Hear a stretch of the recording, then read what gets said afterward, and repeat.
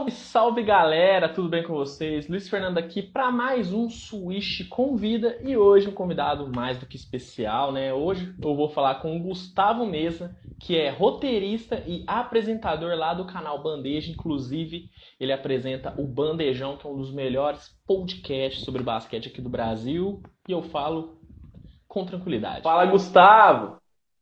Fala, Luiz, beleza? Como você tá? Tranquilo, cara, e você, como é que tá? Pô, tudo tranquilo aí, agradeço demais o convite e toma aí pra falar de basquete. Cara, que isso, eu que agradeço demais, mano. Como eu te falei em off, mas falar aqui também, sou fã demais do trabalho do Bandeja, cara. Eu tava até falando aqui antes de você entrar, que o Bandejão, cara, é um dos podcasts que eu mais ouço e de basquete é o que eu mais ouço também, velho. Então, o trabalho de vocês é sensacional, mano. Parabéns, viu, Gustavo? Pô, cara, é muito legal saber disso, na real. Todo tipo de feedback que a gente recebe assim, putz, muito bacana, assim, é muito gratificante, até porque a gente tá há pouco tempo, né, no ar, a gente começou há menos de um ano e, pô, crescemos muito, a repercussão tá muito legal. E é bom, né? Porque, pô, eu e o Firu, nós somos amigos aí de muito tempo. A gente já se conhece há, sei lá, mais de 20 anos com certeza. E, Caraca, velho. não, a gente se conhece desde a escola, acho que desde os 10 anos. Então já fazendo a conta aqui dá quase 25. E foi muito bom, a gente encontrou a galera do Bandeja, que é o Murilo, o Pacheco, que, pô, deram esse espaço pra gente falar de basquete. E é muito legal que tem gente que gosta, que se identifica. Pô, é a melhor coisa que a gente pode ouvir. Não, e é muito bom, cara. E eu fiquei até surpreso. O Bandejão tem um ano só, cara. Cara, menos é o que putz, deve ter uns 9 meses. A gente falou no último programa, completou um ano, né, do caso do Gobert, que a NBA parou naquele dia, né? E a gente ia começar a gravar o Bandejão naquela semana. Então, nossa ideia também parou, assim. Então, a gente esperou até a NBA voltar para poder gravar e, pô, e aí é isso, mas pô, esse crescimento aí tá muito legal, assim, o crescimento, a resposta, é muito além do que a gente poderia imaginar quando começou, quando eu tive a ideia, assim, chamei o Firu, que é meu amigo, falei, vamos fazer? Vamos. Pô, muito melhor do que poderíamos imaginar. E, pô, cara, escolheu uma semana conturbada pra começar, hein, velho? Não, foi por acaso, né? A gente falou, vamos fazer? Vamos. Aí, eu acho que a gente, inclusive no último programa comentou, eu acho que foi o caso do Gobert foi meio que um início do Covid para muita gente, um marco, Foi? e para mim também, assim, tá todo mundo levando a sério, é sério. A NBA parou, aí começou a parar também os campeonatos aqui, fechar tudo. Então foi meio que isso é sério mesmo, tá aí, e ó, chegou na NBA já e vai, sei lá. E naquela época a gente falava, vai saber até onde vai isso. Então, não, e é aquela, né, velho? A gente pensou, se até a NBA, que é gigantesca, parou, cara, o negócio é sério então, né, velho? Não, exato. Os caras ajudou a dar essa seriedade aí, né, ao que é o Covid. E não só. Isso tá balançando que meu gato tá aqui, o Adenor. O Adenor é complicado. Tá atacando o celular. Mas ajudou a dar uma seriedade aí ao caso, né? E bom, até hoje tem gente que não leva a sério ainda, né? Com tantos Sim. indícios. Mas naquela época era mais tá longe, já tá na China. Ah, É. e aí, bum, chegou nos Estados Unidos, chegou no Brasil, os casos, e aí a galera começou aquela coisa, né? Com o peso que tem a NBA e com a relevância, ajuda, né? As pessoas a levar a sério. E, enfim, e desde então tem sido um ano muito louco. Um ano horrível em vários aspectos, mas na parte do bandejão foi bem legal. Surgiu pelo menos o bandejão que deu pra gente um ânimo aí nesse ano meio caído. Opa, tá foda. Não, cara, eu falo, velho, o Bandejão é um podcast que a gente gosta muito, cara, nós que acompanhamos bastante a NBA, porque, cara, você se sente próximo de você e do Bom, Firu, velho, vocês têm uma vibe muito boa. Então, cara, vocês acertam em cheio nisso, com muita informação, que é óbvio, né, cara, cara, vocês conhecem demais, né, mano? A gente vê você e o Firu conversando, você fala, pô, dá pra confiar nesse cara que dá pra confiar neles. E, mano, e com bom humor, entendeu? Então, cara, é a junção perfeita pra falar de esporte pra mim, pelo menos, né? Não, é nossa ideia, né? O que eu acho sobre rádio, né? E no fundo das contas, podcast, essas coisas, ninguém sabe tudo e ninguém acerta tudo e ninguém tem a opinião certa sobre todos sobre o que vai acontecer. Ninguém adivinha, senão tá todo mundo milionário na loteria. E não é o caso. O que a gente faz é tentar conversar de basquete, é isso. Eu acho que no rádio você precisa ter afinidade com o cara que tá do outro lado. Você precisa ter, você precisa gostar de ouvir as pessoas conversarem, mesmo que você discorde, que você tenha outra opinião, que você chega, isso a gente também lê bastante. Putz, que besteira que vocês falaram, ou nossa, vocês estão viajando. Mas é isso, a gente dá nossas opiniões e fala de basquete do nosso jeito, assim. E a ideia é que seja próximo mesmo, até com os convidados. A gente gosta que a galera se sinta em casa, que dê risada, que fale opinião mesmo, que descontraia um pouco. Por isso que a gente sempre estoura nos horários também. Porque a gente começa a falar, quando viu, estouramos 2 horas. Putz, teve um que a gente passou de 3, a gente não tem muita medida. Mas é isso, o bandejão é basicamente a conversa organizada de basquete que eu e o Firu teríamos, ou que já tivemos tantas vezes, e que a gente tem sobre futebol, sobre várias coisas. Então é muito legal que o que a gente tem a intenção de transparecer, realmente a galera receba do outro lado. Não, com certeza, porque eu acho que o grande objetivo do podcast é você se identificar mesmo, você ter a pessoa que está falando com você como amigo. Porque, cara, normalmente você nunca está ouvindo um podcast só ouvindo podcast. Você está ouvindo fazendo alguma outra coisa, sei lá, lavando uma louça, algo do tipo. Então é legal você ter, é meio que a sua companhia, né, cara? Sim, Então sim. ter uma vibe dessa, putz, cara, faz muita diferença. Então, eu mesmo, podcast, agora eu tenho ouvido menos, porque eu ouvia sempre podcast quando eu tava dirigindo, indo pro trabalho, indo pra algum lugar, e putz, eu até gostava às vezes do trânsito, porque você tá entretido, você tá, não, deixa eu ver onde os caras vão chegar. E eu acho que é o grande objetivo, eu não gosto muito na rádio, um exemplo que eu gosto de citar sempre é o Ricardo Boechat, né, que pra mim ele era incrível, tinha tanto conhecimento pra caramba, sabia de tudo, só que ele conversava com a pessoa que tá do outro lado de igual para igual, assim. Humildão, respondia mensagem. E, cara, com o outro lado, o que você quer é ter uma relação, isso, de proximidade, que o cara se sinta à vontade. Eu não acho que a galera quer se sentir falar com um cara que tá num pedestal, que tá acima. Não é isso. A gente, como todas as outras pessoas, temos nossas opiniões aí. A gente troca ideia e fala o que pensa, então, e quer aproximar. Então, sempre queremos ter o público perto, respondendo as perguntas, às vezes fazendo as lives. Então, eu acho que isso é o mais importante, saber que tem gente que se identifica com a nossa maneira de conversar de basquete, é muito legal. É muito mais do que a gente poderia pensar. Não, e com certeza. E é algo que, pelo menos eu, que sempre acompanhei muito podcast, eu sentia falta de um podcast sobre basquete aqui no Brasil com esse formato, sabe?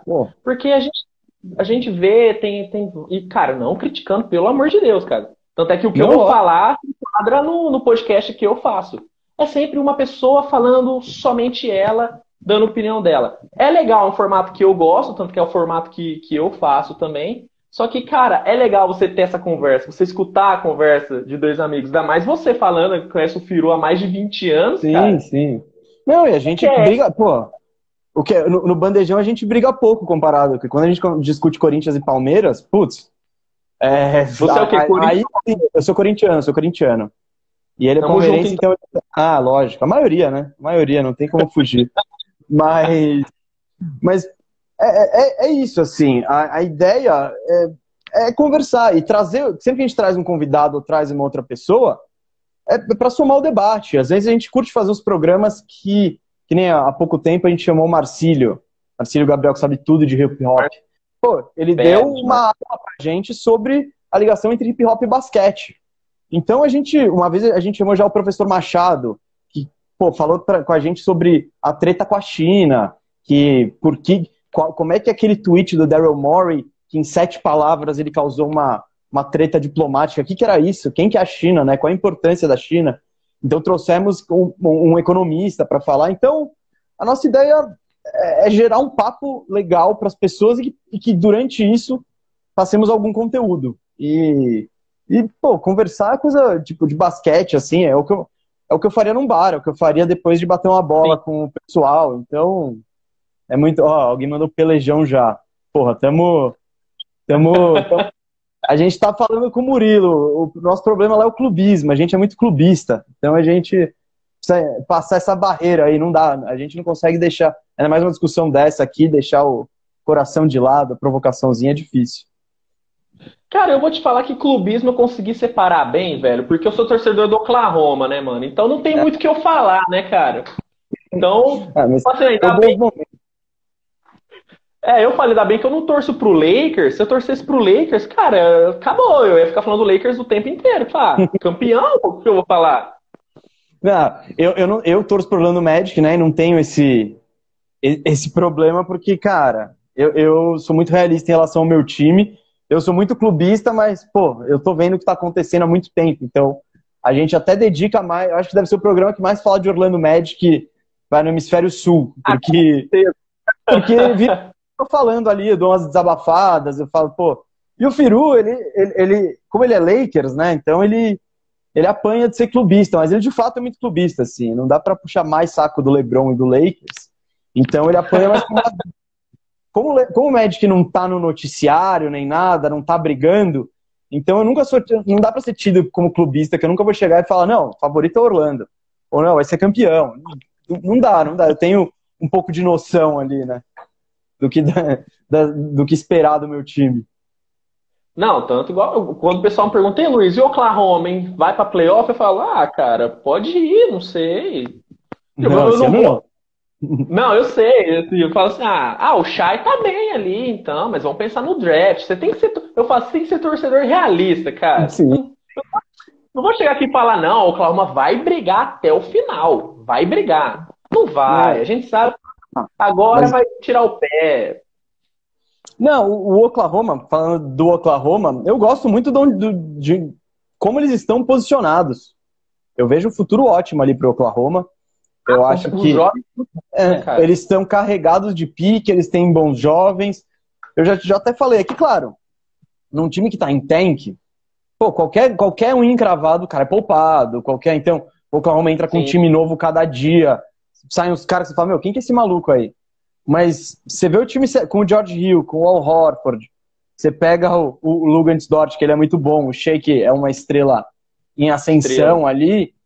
Você vê um time que joga direitinho, mas claro, né? É um time só de moleque. Quando põe o Horford e o Hill, dá uma unidade e tal, mas não é nem isso que o Oklahoma tá buscando. Então eu acho que eles Sim. são já levemente, eles já são competentes dentro desse cenário e, pô, tão carregado de escolha de draft, tão com os contratos limpinhos ali.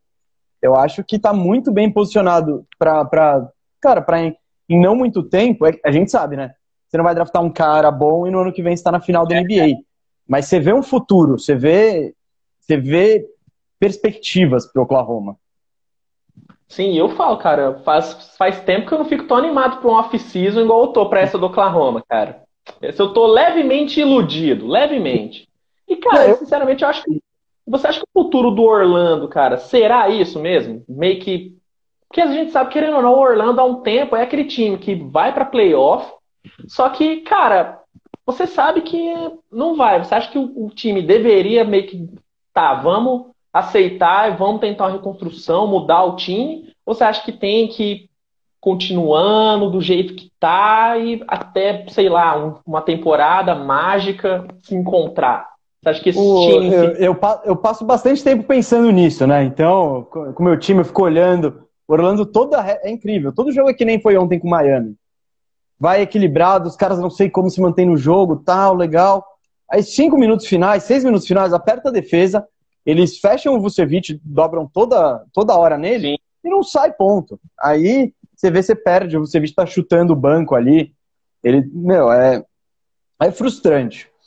O Orlando, por muitos anos, ele sempre teve posicionado a fazer mudanças, mas eles parece que gostavam da base deles, gostavam desse time, gostavam de estar ali posicionado numa rabeira de playoff, num sétimo, oitavo lugar. E parecia, porque foram muitos anos muito ruins. Então, eu sinto que eles, por chegarem aos playoffs, sentiram, não, estamos indo no caminho certo. Mas para fazer isso, o Orlando hoje é um time que não tem flexibilidade salarial nenhuma, é uma das maiores folhas da NBA, porque foi pagando esses caras médios para ficar médio. Eu acho, agora eu vou dar o meu caminho pro Orlando esse ano. O Vucevic está sendo muito comentado, rumores de troca e tudo mais. Eu não trocaria ele. Eu acho que ele ainda tem, depois dessa temporada, mais 2 anos, o contrato é bom. E ele é um cara que eu aprendi a valorizar ele muito com o tempo. Acho ele um pivô ofensivo muito bom, versátil, chuta bem. Ele é o pivô moderno que hoje todos os times querem ter. Que consegue iniciar um ataque fora na cabeça do garrafão ali, fora da linha de 3. Eu acho que o Orlando... claro, você troca ele, você tá já você entra no tank automático. Mas o Orlando esse ano, com tantas lesões, que é o time que mais perdeu jogadores por lesão, ele já tá no tank, sem precisar tirar o Vucevic. Por mais que ele esteja frustrado e tudo mais. Então, nele eu não mexeria. Eu só trocaria ele se viesse aquelas ofertas absurdíssimas, assim, que não sei se vai vir. Eu tentaria, nesse momento, trocar o Evan Fournier e o Terence Ross e o Aaron Gordon. Eu acho que esses 3 caras têm mercado. Fournier, o contrato está acabando, então, e ele e o Ross cairiam perfeitamente numa série desses times que estão brigando por título. Pô, um Philadelphia, que era um chutador desses, um Milwaukee Bucks, sei lá, um Clippers, sabe? Um monte de gente tem espaço para esse cara esse cara de perímetro que chuta bem. E no Orlando, esses caras, eles são exigidos a fazer muita coisa, porque não tem peça. Pô, você põe o Fournier num Bucks, ele vira a 4ª opção ofensiva. É ótimo ter ele nessa condição. Entendeu? E o Aaron Gordon é um jogador que eu gosto, mas eu vejo o futuro da posição com o Jonathan Isaac, que é um cara que eu gosto muito mais, assim, eu acho ele excelente. Muito promissor. Defensivamente ele é monstruoso, assim, é o cara da posição 4 ideal pra você jogar com um grandão que nem o Vucevic, um grandão que não protege o ar. Então, eu gosto. É perfeito. O que eu faria? Eu tentaria trocar esses 3, tentaria trocar o Mo Bamba também, porque se você mantém o Vucevic, você não vai ter espaço para desenvolver o Bamba, então não faz sentido. Manda ele para um time que vá dar mais valor para ele. Eu não entendi quando eles escolheram o Mo Bamba, para ser sincero. Eu acho que eles pegaram quem eles acharam que era o melhor cara disponível, com mais upside. O Orlando raramente escolhe no draft por necessidade. Eu acho isso, em geral, louvável, mas, porra, todo ano pegando esse cara 3-4 que vai desenvolver, sempre você pega a mesma posição e não sai do lugar. Que é o Aaron Gordon, que nem eles pegaram o Chuma Okeke no outro draft. Que ele é a mesma posição do Gordon, a mesma posição do Isaac. O Philadelphia, nessa, teve uma época que pegou 3 pivôs no top 3, né? Tava com o Embiid, Okafor e Noel. Então, porque principalmente o Sixers naquela época, que era a época do Process, tava muito... não tava nem aí pro time, tava afim de acumular talentos. Então eles falaram, quem que é o melhor? Vou pegar. O Orlando, em geral, ele faz isso, eu acredito. Só que há anos a deficiência do time é você ter um cara de perímetro que faz ponto. E eles nunca vão atrás desse cara no draft. Então, voltando aqui o que eu faria pro Orlando, trocaria esses 2, tank feio nessa temporada mesmo, esses 3, na verdade, 4 com o Mo Bamba, tudo por contrato expirando, e tentaria esse ano ir o pior possível, mesmo com o Vucevic dá pra fazer isso. E, cara, pro ano que vem, eu construiria meu time ao redor do Fultz e do Isaac, que estão machucados, do Vult, tentaria acabar com esse problema de pontos no perímetro com uma boa escolha de draft, eu não sou especialista em draft, nem basquete universitário, mas muita gente diz que o draft vai ser um dos melhores, e tentaria, e aí, limpando... Calma aí, limpando, rapidinho, estão ligando aqui, pronto. E limpando o teto salarial, eu iria atrás de mais um cara, que pode ser, sei lá, um Oladipo da vida, oferece um máximo pro Duncan Robinson e ver se o Miami paga. Enfim, esse ano eu tentaria o tank, mas eu acho que um tank que não durasse tanto tempo, sabe? Um tank que fosse que talvez já na temporada que vem a gente conseguisse voltar a já esse patamar de 8º lugar, só que aí de uma maneira mais saudável e com mais futuro. Enfim, vamos. Só que Orlando é muito enigmático, eu nunca sei o que os caras querem fazer lá. É complicado, né, cara? E você falou do Fultz, cara. Você vê o futuro do Orlando mais no Fultz ou no Cole Anthony? Vamos ver, do que eu vi, o Cole Anthony, eu vejo mais no Fultz. Ser sincero, mas é aquela coisa, o Fultz já tem mais anos de NBA. Ele entrou em 2017, se não me engano. Então, por mais que ele não tenha jogado, ele já é mais velho, já tem mais bagagem. Eu tava gostando muito do... O Fultz, ele tem algumas habilidades que o Orlando precisa. De armação de jogo. Sim, por mais que não chute. O que o Orlando fez essa jogadinha de fazer o pick and roll com o Fultz e Vucevic? O Fultz, ele tem o tamanho e a habilidade para infiltrar. Pô, mas que ele chama a atenção da defesa e só deixa pro Vult atrás, dá um arremessinho livre. Isso tem faltado demais no time, assim. Então, eu gosto do tamanho dele, gosto da explosão dele e ele tem potencial. Ele precisa arremessar, né? A gente sabe que um armador sem arremesso na NBA, o teto dele é muito baixo. Então, é complicado. O Cole Anthony, eu não sei se ele vai ser, tipo... Ele tem potencial de ser aquele Jordan Clarkson, na época que Jordan Clarkson era ruim, sabe? Que é aquele cara que força os arremessos, não mete a bola, não mete com tanto aproveitamento assim quanto seria necessário para ele ser eficiente, que não é grande o suficiente para marcar, sabe? Ao mesmo tempo, ele tem um potencial. Às vezes você vê ele tomando conta de alguns jogos, arremessando uma bolinha de 3 ali ou outra. Eu não tô animado a ponto de dizer, putz, achamos o cara que vai resolver a posição, que é um All-Star, ele ainda vai precisar se desenvolver muito para isso, mas ele tem algum talento, assim, isso não dá para negar. Mas eu não acho que, nesse momento, se for falar, o Cole Anthony vai ser a solução da posição para o futuro, eu diria que acho que não. Assim, agora, quero ver ele se desenvolver, muito jovem, primeiro ano, tem tudo aquilo. Mas vamos ver, também jogou pouquíssimo, né? Não se machucou. E, enfim. E ele tava. No começo ele tava até melhor, porque ele tava jogando contra os reservas. Então ele tava saindo do banco. Depois, falou, legal, agora você é titular. Você vai armador, você que vai levar a bola. Ele vai estar sendo marcado pelo titular do outro time. Por exemplo, se ele pegar um Toronto, é o Lowry que vai estar nele, não é o Terrence Davis. Então mas faz parte do amadurecimento. Se ele quer ser um grande jogador, ele vai ter que saber fazer ponto em cima desses caras. Mas Cole Anthony eu ainda não tô colocando, não tô dando esse all-in assim de que não, esse cara vai mudar meu time. Não, ainda quero ver um pouco mais. Eu ainda acho que o melhor ainda tá por vir pro Orlando ainda. Acho que o melhor nome o Orlando ainda vai trazer. O Cole Anthony é um jogador bom, acompanhei bastante ele no college. É um jogador bom, só que, cara, em questão de potencial mesmo, o Fultz é outro nível. O Fultz foi um dos caras que eu mais animei quando eu vi ele entrando na NBA.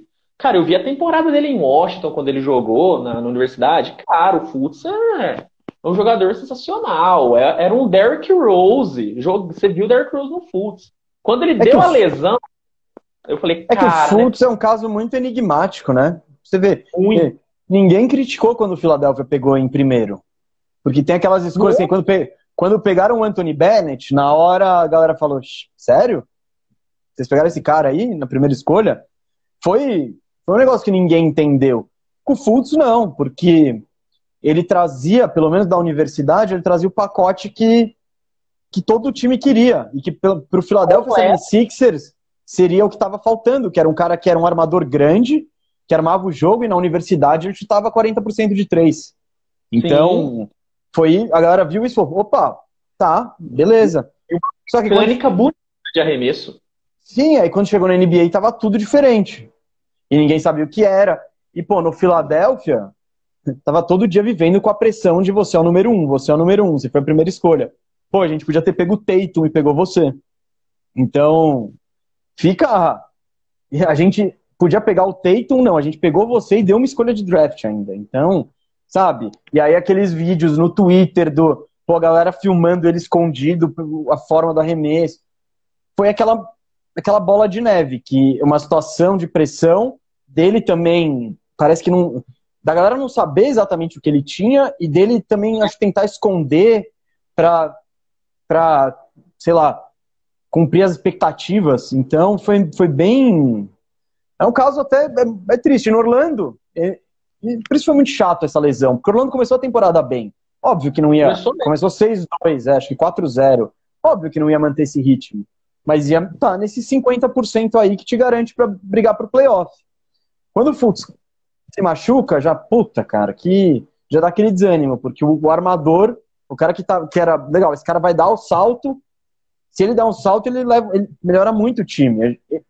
Ele deu indícios disso, que era o primeiro ano dele como dono de um time. E ele deu indícios e se machucou lesão feia, que acabou com as pretensões do time também. Então, é complicado, mas o potencial ele tem. Com um arremessozinho de meia distância, ali da altura do lance livre em movimento, ele vira outro jogador. E, bom, tem vários jogadores que entram nessa questão de se ele criar, por exemplo, o Giannis, por exemplo, o Simmons, se esses caras criarem um arremessinho de meia distância confiável, que a galera vai ter que respeitar e marcar mesmo, o jogo dele sobe de patamar. E o Fultz tá nesse grupo aí. O Yannis nessa temporada ele tá tendo talvez uma vantagem que os marcadores ainda desconfiam demais do Yannis chutando para 3. Então dificilmente alguém realmente vai para contestar ele na bola de 3 pontos. Aí ele acaba acertando duas e tal. Mas cara, a temporada aqui a gente vai ver como vai ser a evolução dele mesmo, né? Sim, mas por exemplo, se eu tô marcando o Yannis, eu quero que ele arremesse de 3. Porque ele tem um aproveitamento baixo e eu falo, é um erro você ficar batendo na tecla, não, Giannis precisa aprender a arremessar de 3. Ele precisa aprender a arremessar de mais perto e de forma confiável. Sim. É isso, é tipo, a partir do momento que nem o Tony Parker. O Tony Parker não era especialista de 3, mas ele dava 3 passinhos pra dentro, era o arremesso dele. Ele saía do corta-luz ali, pum, meia distância. Se esses caras criarem um arremesso de meia distância, o Zion também tá nesse grupo, se essa bola de meia distância cai, o marcador vai ter que marcar ele dando um passo mais perto. E todos esses caras têm a velocidade, o first step, né? Eles têm essa explosão para passar pelo cara, se o cara estiver muito perto. E o cara não vai conseguir recuperar. Então o Giannis, todo mundo marca ele, sim, dá 3 passos para trás e fala, pelo amor de Deus, chuta. Se você meter, tudo bem, mas a maior chance é que você não meta. Se você bater para dentro e tentar enterrar, a chance de você fazer cesta é muito maior. Então, esse arremessinho e essas coisas ajudaria a facilitar esses jogadores a explorar mais as áreas fortes do jogo deles. Por exemplo, quando o cara respeita o arremesso do Giannis, tá mais fácil de infiltrar. Fultz é a mesma coisa. Hoje os caras marcam... Ninguém tá marcando um pick and roll do Fultz e vai por cima tentar acompanhar ele. Não, eles vão por trás e encontram ele do outro lado, porque sabe que ele não vai sair de lá e meter uma bola de 3 ou o próprio arremesso de meia distância. Então isso ajuda a aumentar a dimensão do jogo desses caras que já são absurdos, assim. O Fultz ainda não, tá? O Fultz ainda tá uns degrauzinhos abaixo desse time aí que eu tava falando. Mas para chegar num ponto dominante, ele precisa expandir essa área do jogo, com certeza.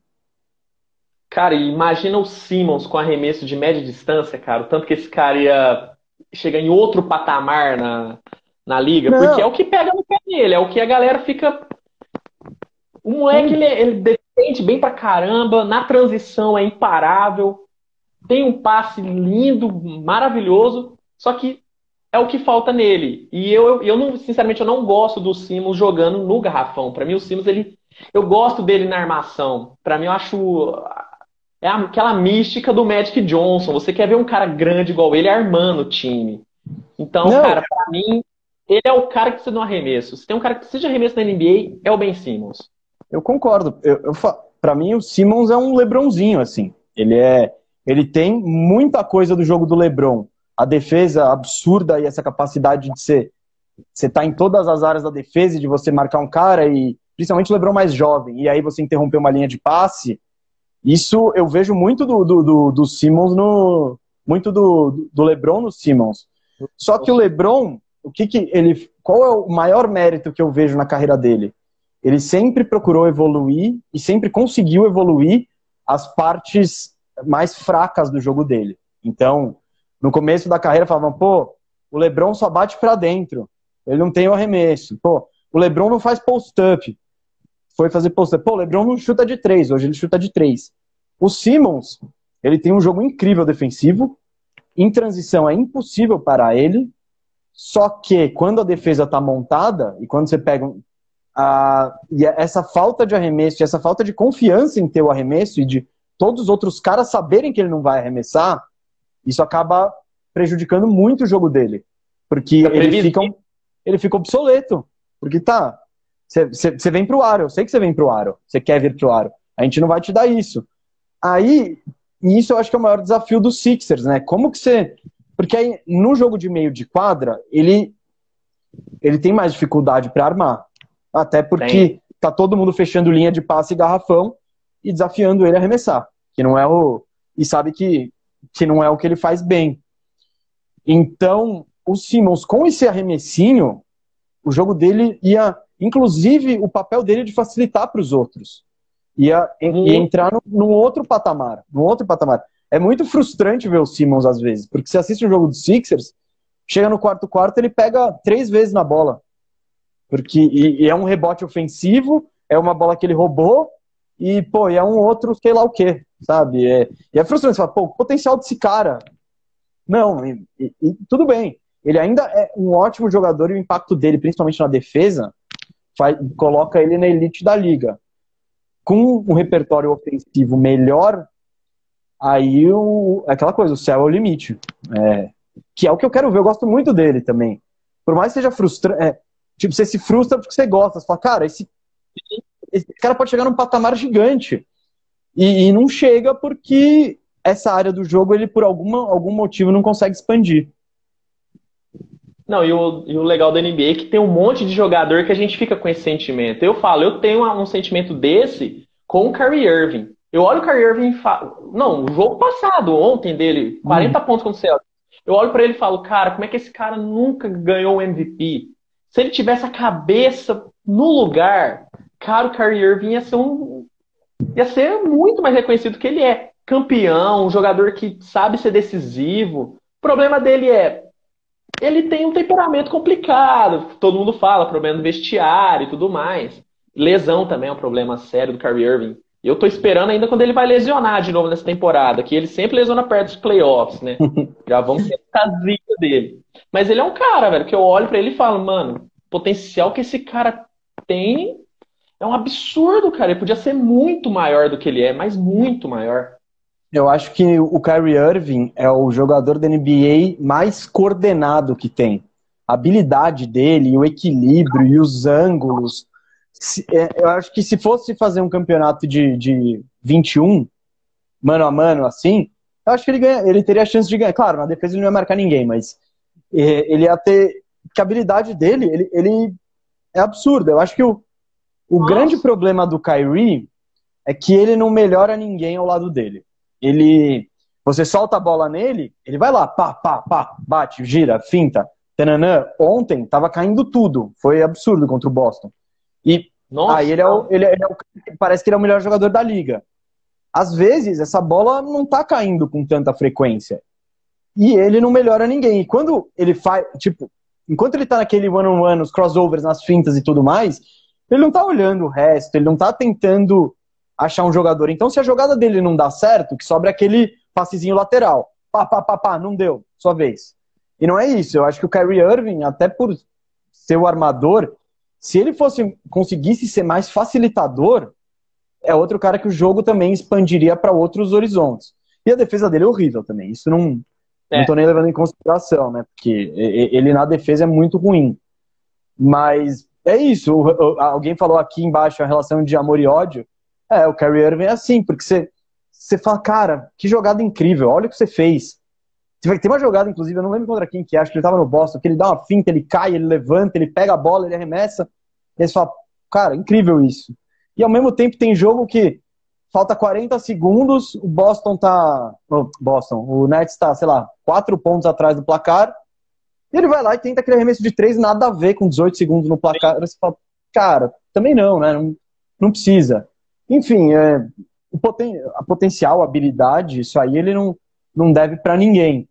Mas eu acho que ele é um jogador também que poderia ir mais longe do que os dons, além do que ele está apresentando pelo dom que ele tem.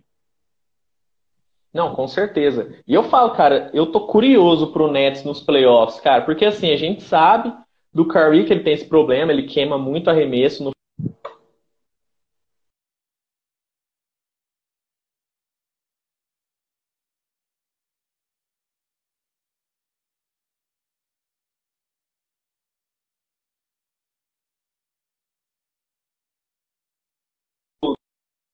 igual o Curry tem esse problema de queimar muito arremesso.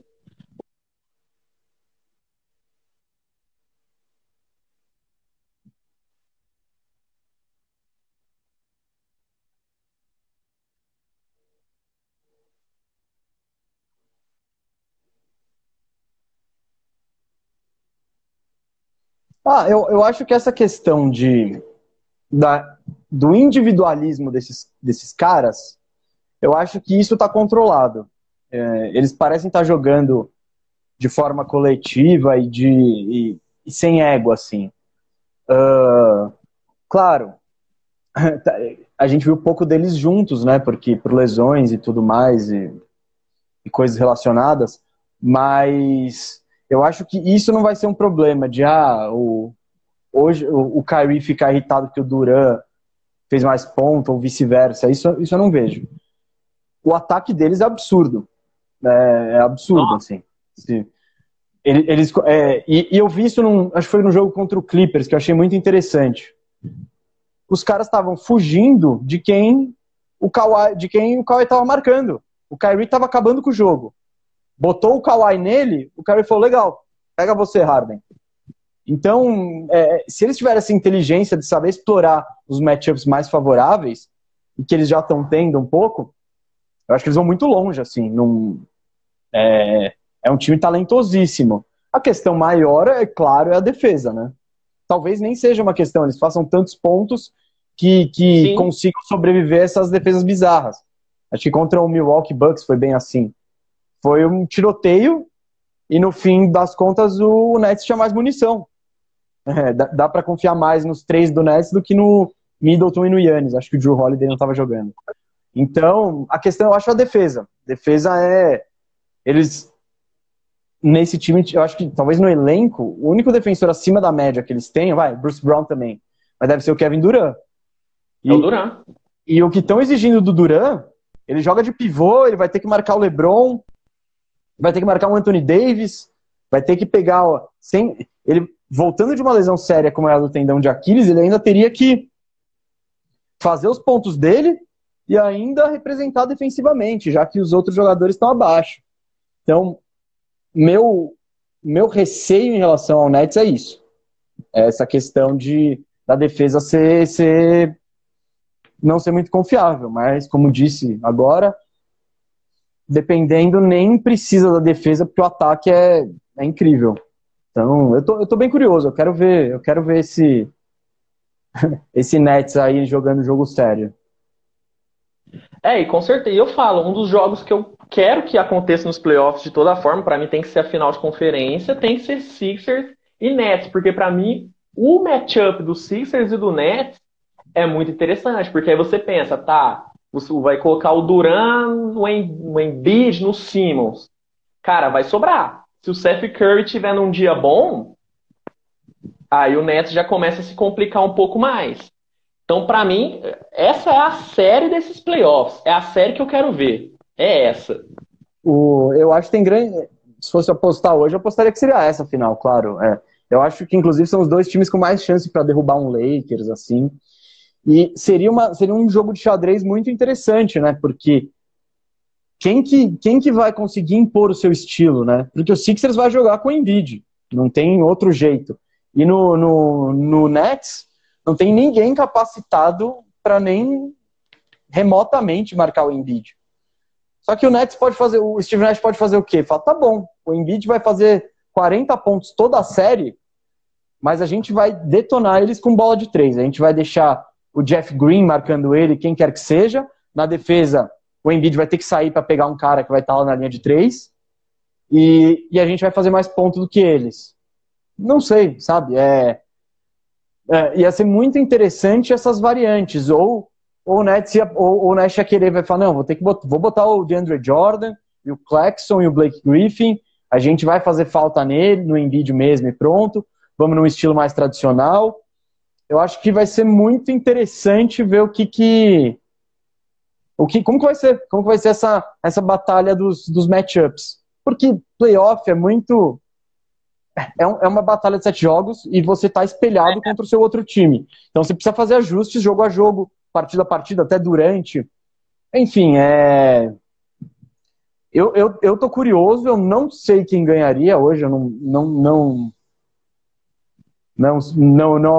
tenho dificuldade para apostar, porque é isso, são duas, é um time muito forte defensivamente, com um pivôzão, por mais que ele seja moderno, mas um pivôzão old school, pesado, que vai fazer ponto no garrafão, e o outro é o time desses times modernaços, five out, sem pivô.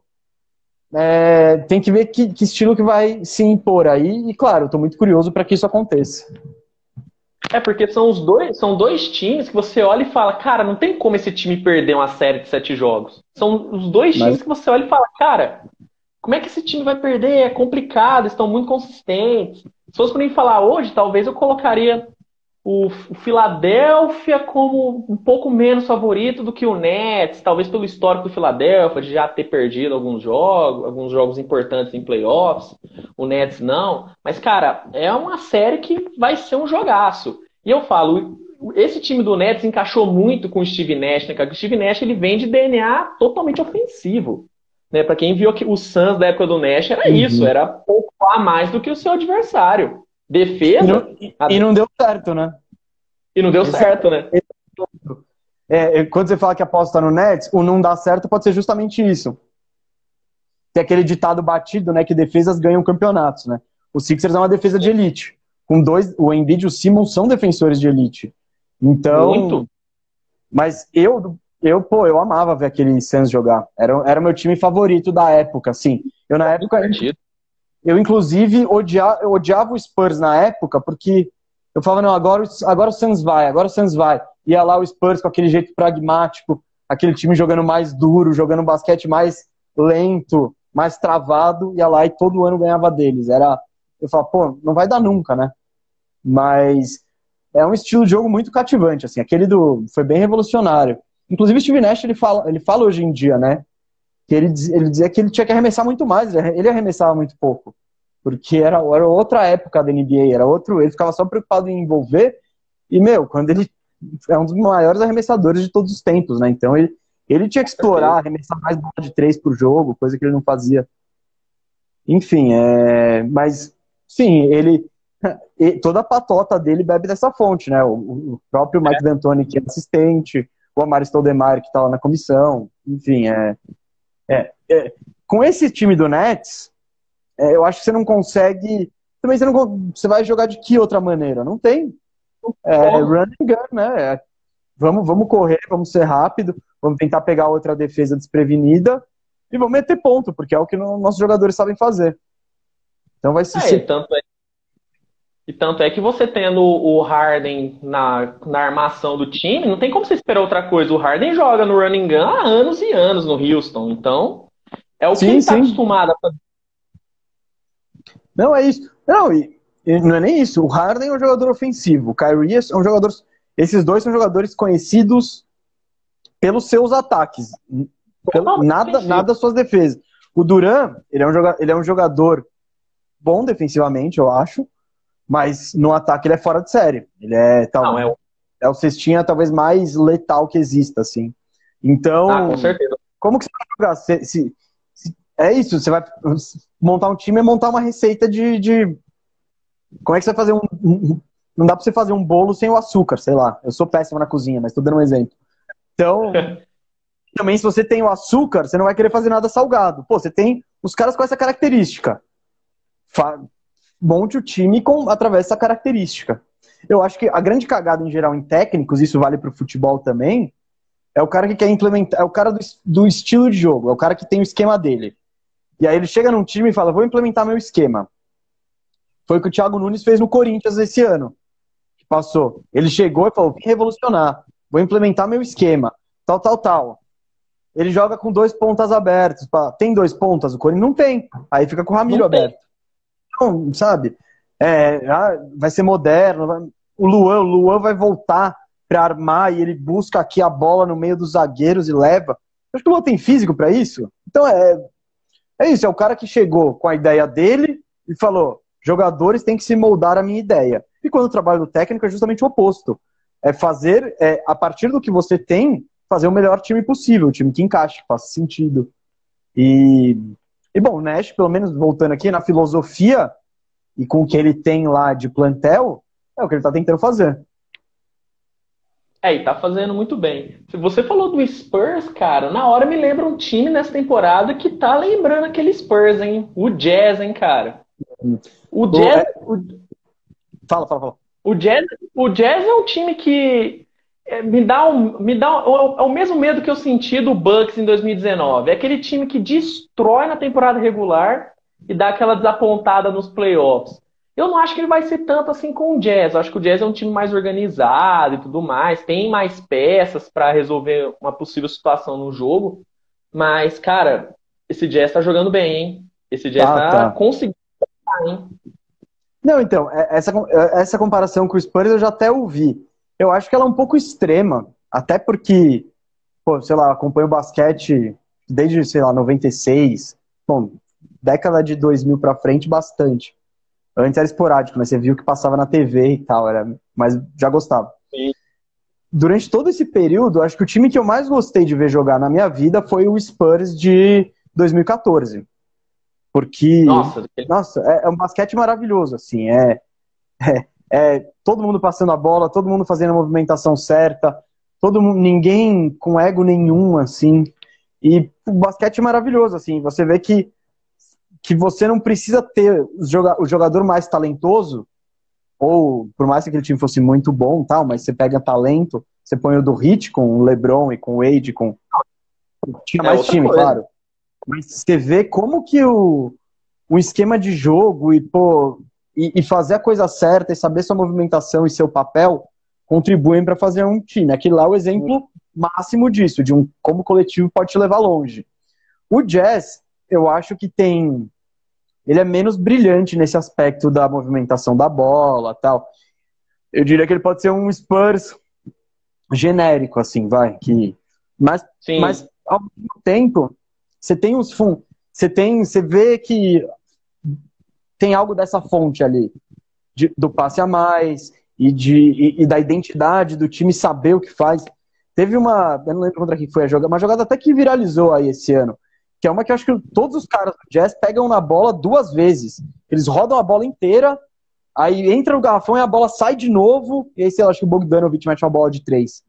E isso é muito Spurs, assim, muito. E eu vejo o Jazz é um time com identidade, que sabe o que faz, que tem essa versatilidade no elenco de poder montar um time um pouco menor, de poder, não, vamos botar os grandões, eu tô precisando da defesa, eu ponho o Royce O'Neal, não. Hoje é o Joe Ingles que tá bem, vai o Joe Ingles, tem o Bogdanovic, hoje eu vou com o Clarkson, então o Quinn Snyder tem muitas opções, isso é legal. Tá muito redondo o time. Eu acho que eles voaram assim abaixo do radar, né, como costumam dizer, porque no ano passado muita gente botou muita fé neles, quando eles trouxeram o Conley e falaram, nossa, olha essa base, agora vai. Como eles caíram na primeira rodada, ficaram meio... não chamaram tanta atenção, a galera, e nisso eu me incluo na galera, deu uma escanteada neles, assim, esqueceu deles, total. Eu também. Sim, e se você for ver, a gente não devia ter feito isso, porque a gente tá pensando em um time com mais um ano junto, com o Bogdanovic de volta, que traz, dá mais peças pro elenco, né? Quando chega o playoff, é um cara mais que você pode contar. Enfim, agora, por exemplo, se me perguntar, esse time vai chegar na final da NBA, eu apostaria que não. Eu acho que eu vejo o Lakers um degrau acima. Eu acho que a gente debateu isso no bandejão, inclusive. Eu acho que para pegar um Lakers, por exemplo, o Jazz teria muita dificuldade no matchup, porque o Lakers é um time que tem uma peça que é o Anthony Davis, que quebra a maioria dos esquemas. E se eu sou o Frank Vogel, eu monto um time com o Anthony Davis de pivô e tiro o Rudy Gobert em todo o ataque do garrafão. Aí você vai ter, se você é o técnico se você é o Quinn Snyder, você vai ter duas opções. Ou você mantém o Gobert lá embaixo, e aí você vai ter que marcar o Anthony Davis com o Royce O'Neal, com o Bogdanovic, com outra pessoa que vai deixar muito a desejar em altura, tá? Ou o que você faz? Ou você tira o Gobert do garrafão para marcar o Anthony Davis. E aí, beleza. O seu ponto forte, um dos seus pontos fortes defensivos, que é o Gobert protegendo o aro, ele já vai estar mais longe. Então, esse matchup, particularmente, eu não sei se encaixa muito bem pro Jazz. Mas, cara, é um time que dá gosto de jogar. No bandejão a gente fez uma... Inclusive com o Marquinhos, que acho que já apareceu por aqui também, né? E Marquinhos é firmezaça. A gente fez um ranking dos times que a gente mais gosta de assistir no League Pass, assim, não necessariamente os melhores. E eu botei o Jazz no meu 5 por causa disso, porque é um basquete legal, que dá gosto de ver. E eles também, que eu não citei aqui, eles têm um fechador, né? Que é o Donovan Mitchell, pelo menos um cara com potencial para ter esse papel. Então, é um time muito interessante. Se vai chegar tão longe, não sei, mas, sabe, para um Utah que, pô, tá bom, eles estão firmados na elite da NBA e com pretensões de brigar por algo. Porra, legal, não dá para esperar muito além disso também, numa franquia como o Utah, que é menor e tal. Então, eu tô curioso para ver esses playoffs, assim. Claro, né, todo ano eu tô também, né? Então isso não é novidade. Não, e esse ano as duas conferências estão muito boas, né, cara? Se você for pensar no playoff no leste, cara, você tem um Nets muito bem, um Sixers muito bem, você tem um Bucks que tá abaixo do radar, mas é um time que pode chegar, tem um Giannis que é um dominante demais, tem o Heat que tá voltando a se encontrar na temporada. Então o leste é muito bom. Você vai pro oeste, putz, aí no oeste você tem o próprio Utah, você tem o Lakers, que quando o Anthony Davis voltar, é outro time. O Lakers é outro time. O Clippers, que nessa temporada tá muito melhor. O Clippers é um time que eu gosto muito de assistir o Clippers, cara. Eu não piro muito no Clippers, não. Eu não confio muito. Eu acho que o Clippers... Sabe tudo que a gente falou do San Antonio Spurs e do Jazz agora? O Clippers, pra mim, é o oposto disso tudo. Eles não têm movimentação, eles não têm... Você não vê ninguém facilitando nada pro outro, ninguém ajudando o outro. É muito... Tá, chegou na reta final, legal. Kawhi, vai. Não deu, putz, o Kawhi foi, conseguiu arremesso. Não conseguiu, também, aquele passa, Paul George, tenta. Ah, não, a bola vai estourar na mão do Marcus Morris com 5 segundos, sabe? Você não vê ninguém criando nada, você não vê uma jogada para falar, não, eu vou fazer o Kawhi receber essa bola perto da cesta em movimento, porque ali ele vai ter... Você não vê ninguém explorando nada. O Clippers, eu acho, se eu não me engano, ele é o último time da NBA em pontos no garrafão. E eu acho que em lance livre eles também tão baixo, assim, em tentativas. Então, isso também significa que essas são as bolas fáceis, né? Nos playoffs você não tem se você não tiver as bolas fáceis, é mais complicado. Então o Clippers tem um elenco que não se ajuda, tem uma deficiência de pontos dentro do garrafão, e eu vejo, não mudou nada, não tem um estilo, não tem nada, é o mesmo time do ano passado. Então, eu não consigo imaginar esse time muito diferente dos resultados do ano passado. Eu acho uma pena disso, porque, cara, eu amo o Kawhi Leonard, eu adoro o Kawhi Leonard, e só que você compara o Raptors que ele tava, que era um time redondo, ele só entrou pra tomar conta, falou, não, entrei aqui, é meu negócio, ó, agora eu que vou definir, eu que vou levar vocês acima do patamar, mas... O Clippers não tem isso, não tem um armador, não tem um cara que está facilitando a vida do Kawhi, não tem um esquema tático para funcionar em volta. Oi? Esse é o grande problema do Clippers, é não ter um armador. Para mim, esse é o grande problema do Clippers. Cara, não tem como você querer ter um time para realmente brigar com o Lakers Cara, você tendo o Red Jackson na sua armação, é complicado, velho.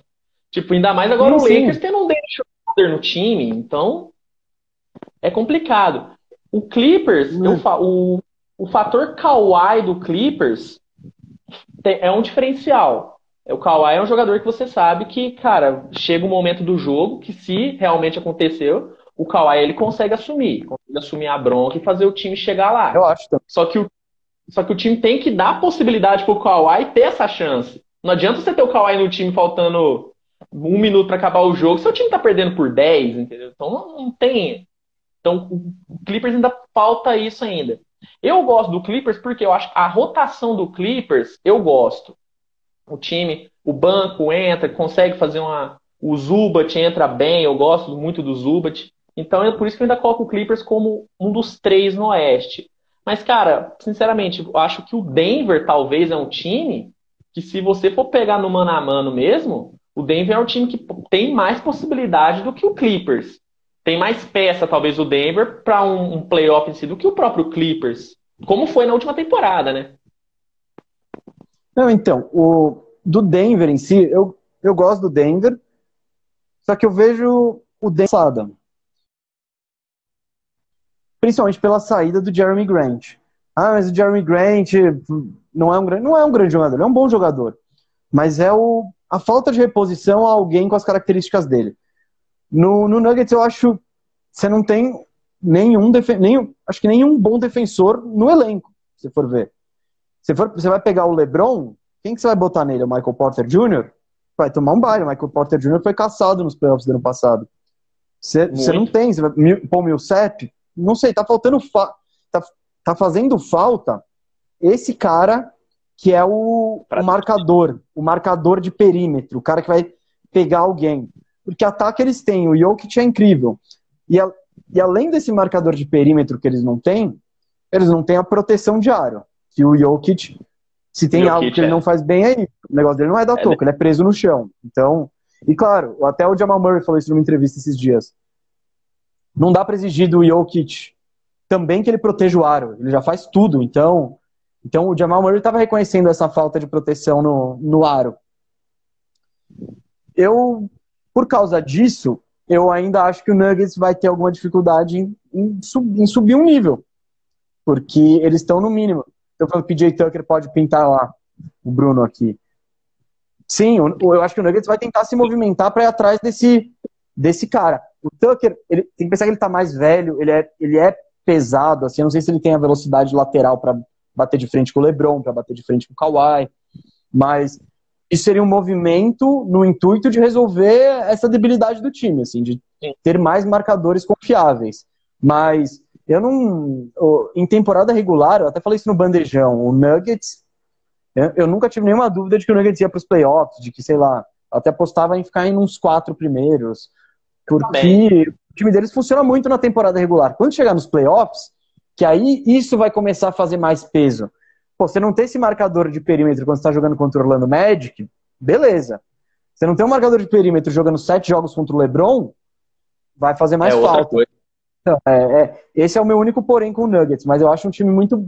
Cara, um time muito bom, muito bem acertado, e que eu inclusive gosto de ver jogar, porque acho que na atualidade, sei lá, não sei se tem jogador que eu gosto de ver mais do que o Jokic. Porque ele é... Não, é demais, né, cara? Tanto é Sim, que outro sim. cara que eu gosto muito do Nuggets eu gosto do Jamal Murray quando ele tá quente no jogo. Ele vira um Mas, jogador maravilhoso. sim, Jamal Murray mas quando aí... ele tá quente. Mas mas aí a você... defesa dela, né? Não, e o Jamal Murray você não sabe exatamente quando que ele vai estar quente, né? Principalmente na temporada regular, que tem, ele faz aquele jogo de 40 e aí faz aquele jogo de 13. E aí você fica... Consistência. Tipo, pô, o que tá faltando pra ele demonstrar essa consistência? Ele melhorou muito nos últimos 10 jogos, assim. Ele tá parecendo o Jamal da bolha. E a gente também tá exigindo muito das pessoas, né, que quando a galera, o Nuggets é um time que jogou até a final de conferência. Os caras, sei lá, um mês e Não, pouco depois já estavam junto de novo. Então, também, certas coisas precisam ser levadas em consideração. Mas eu gosto do Nuggets, mas não os vejo tão com capacidade de superar um Lakers da vida. Para chegar lá, eu ainda acho que tá faltando alguma coisa. O Lakers é o grande a ser batido no Oeste, sem a menor sombra de dúvida. Os times eles têm que se preparar para derrotar o Lakers, é o que eles têm que ter em mente. Gustavão, muito obrigado, cara, pelo papo, velho. Foi sensacional, um prazer ter você aqui, cara. Já vou falar que o próximo eu quero é o Firu aqui também. Firã, O Firã próximo é o comigo. Não, ô, eu que agradeço, Luiz. Pô, se eu falei demais aí, desculpa, porque, pô, às vezes eu pegava e blá, blá, blá. Mas muito legal, pô, muito da hora trocar ideia de basquete com você. Parabéns pelo seu trampo aí, pô, que é bem da hora. E eu acho que temos sempre que valorizar quem está fazendo conteúdo de basquete, né? Que é o esporte que a gente ama, que é um esporte que está crescendo, né? Em divulgação, visibilidade, repercussão. E cada pessoa que trampa com basquete ajuda o esporte a crescer. Então, todo mundo está aí com a nossa, plantando a sua sementinha, né? Então, porra, muito legal, parabéns. E quando precisar, só dá um toque aí que estamos à disposição. Que isso, que moral. Gustavão, Pô, obrigado valeu. mesmo. Galera, pra quem ainda não conhece o Bandejão, que tá tendo esse vacilo, pô, vai lá, vai no Spotify, procura lá o Bandejão, que é um dos melhores podcasts de basquete que tem aqui no Brasil. Você pode confiar. Pô, valeu. Segue a gente lá, também acompanha o canal Bandeja. Tem, além do Exatamente. Bandejão lá, a gente faz o Radar Bandeja, que a gente sempre conta. O Bandejão, ele é meio punk de consumir, né? Ele é um. A gente entende que tipo, é um conteúdo de 2 horas, tal. Agora a gente começou a filmar, então tá mais agradável. Mas ele é um conteúdo que a gente fala que é hardcore. O Radar É, Bandeja, ele é muito mais acessível, porque são histórias do basquete. Então a gente conta uns causos ali em 5 minutinhos. E também tem isso. Tem o Bandeja Explica, que a gente fez também, que é um conteúdo legal. Esses foram muito feitos bom. alguns episódios. Esse é o que eu mais gosto de escrever, né? Que, pô, que é esse meu resultado, fica aquela doideira. Mas é isso, Ai, pô, tá, tá muito gratificante todo o resultado e todo o trampo que a gente tá fazendo lá no Bandeja. E, pô, você ter me chamado é uma prova disso. não, com certeza, com certeza. Tanto é que eu até falei com o Marquinhos, falei, Marquinhos, você acha que dá pra chamar, cara, alguém lá do Bandeja? Você acha que o Gustavão vem? Eu falei assim, não, pode chamar que os caras vêm. Eu falei, pô, vamos lá então. Não, lógico, lógico. É isso. Trocar ideia de basquete, tipo, não precisa de motivo muito, né? Ficar Melhor batendo coisa, papo né? do que tá rolando, é lógico. Gustavão, um abraço, viu, cara? Pô, Obrigado mesmo. E, pô, na próxima oportunidade, com certeza, eu quero você aqui de novo, velho. Foi bom pô, demais. tamo junto. Eu que agradeço, Luiz. Abração pra você e pra todo mundo que acompanhou. Um abraço pra todo mundo aí, galera. Falou!